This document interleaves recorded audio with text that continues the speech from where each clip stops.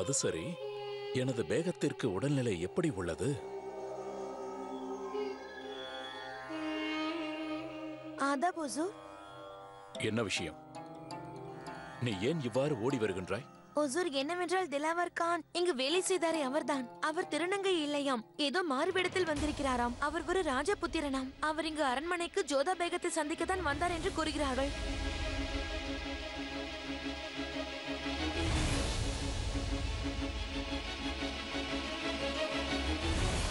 திலவர, உன்னுடைய முகம் எனக்கு ஒருவரை ஞாபகப்படுத்துகிறது. நீ பார்ப்பதற்கு அச்சு அசல் அவரைப் போலவே இருக்கின்றாய். ஒரு ராஜபுத்திர மாவீரன் ஆவான் அவன். யாகுதா, அவன் ஒருவேளை சுஜாமலா? என்னை பற்றி அவனுக்கு ஏதாவது தெரிந்திருக்குமோ? என் மீது ஏதாவது சந்தேகம் வந்திருந்தால்?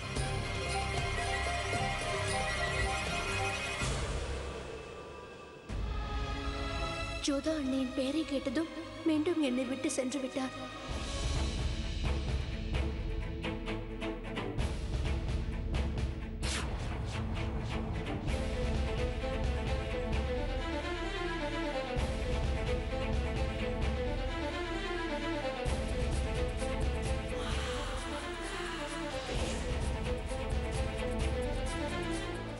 இங்குதான் ஒளிந்து கொண்டிருக்கிறான், இந்த பாத்திரத்தில் தான்.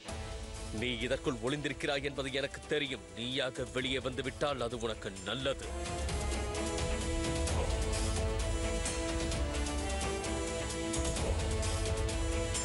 உன்னிடம் தான் கூறுகிறேன், வெளியே வா. சரி, நீயாகவே வெளியே வருவாய்.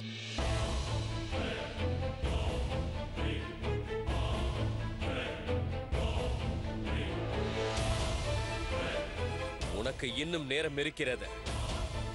இப்போது கொதிக்கும் நீரை ஊற்றினால் உனது பிணம்தான் வெளியே வரும்.